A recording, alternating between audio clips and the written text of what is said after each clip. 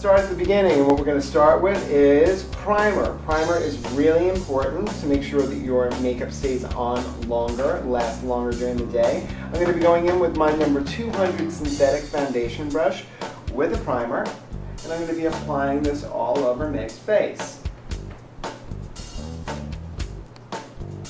Now, what's really nice about using a synthetic brush for applying your primer is primers usually have a little bit of silicone in them. So if you apply it with your finger, you're going to heat the silicone up and change the viscosity of the product. Using a synthetic brush, you're going to get it on there the way it's supposed to be put on in a nice even layer, smoothed out very nicely. That's very clean. Do a little primer on the lid too. I mean, come on, let's just do it all up.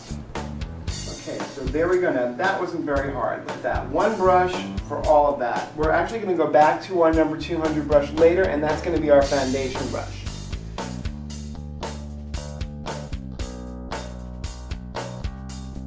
Okay, now I'm going in with a little bit of concealer that I've got on my palette knife, my Royal palette knife, number P2.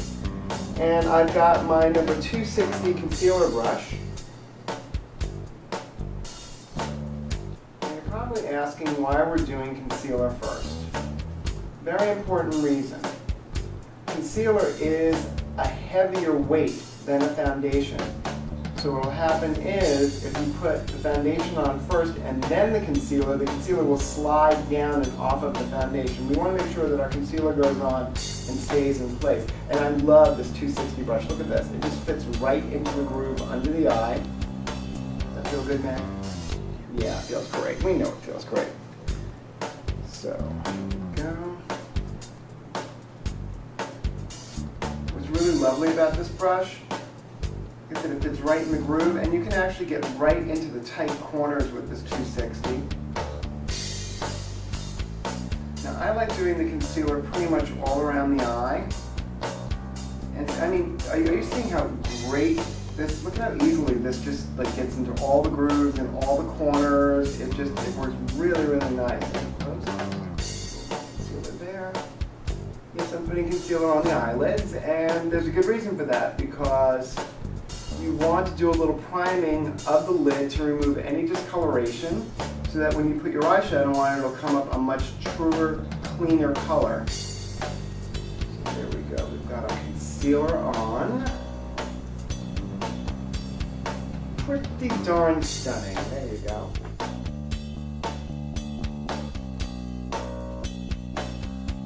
So now I'm going back in with my number 200 brush again with my foundation on.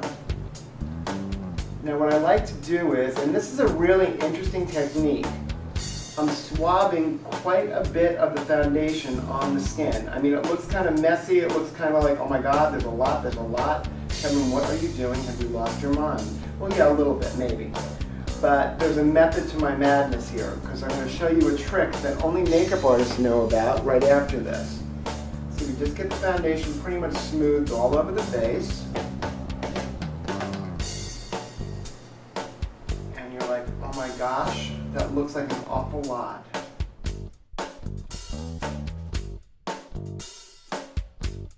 But what we're going to do is, we're now going to take a synthetic kabuki brush. This is synthetic.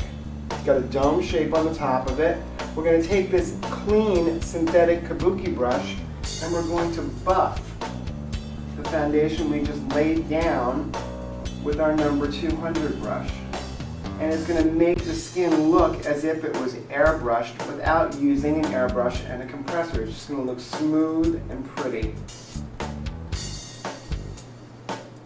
See how they just smooth all the edges out? Look at that.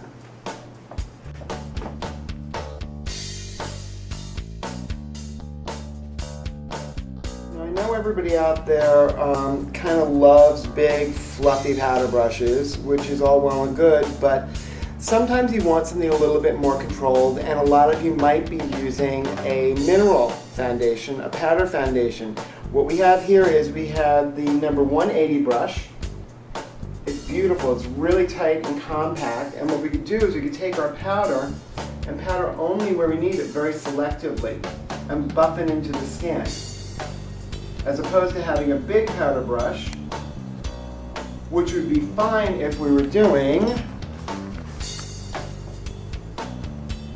big broad strokes all over the face. But sometimes you don't want to do powder everywhere. Sometimes if you want that glowy look on the tops of the cheeks, you're going to put powder only down the center of the face, which would be your T-zone area. And if you're doing the T-zone area, you're going to need a little more control, so having a smaller brush would be better. Also, this is a great small brush for touch-up when you want to just touch up around the nose, the chin, forehead. What else is great with this brush is this is a great contour brush. If you want to get in, you want to do a little contour work,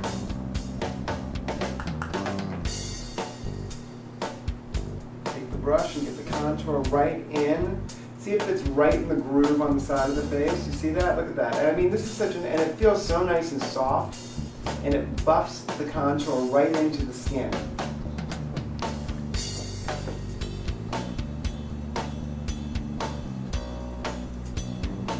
Go. Okay, so now we've got foundation, concealer, we've got powder, we've got contour. Guess what's coming next? Yes, that would be blush. Now, I love a good angle brush for blush because it will catch exactly where the blush is supposed to go. This is the 120 brush. And I mean, look at how pretty that is. And the thing is, you just lay it where you want the color to go, and it does the work for you.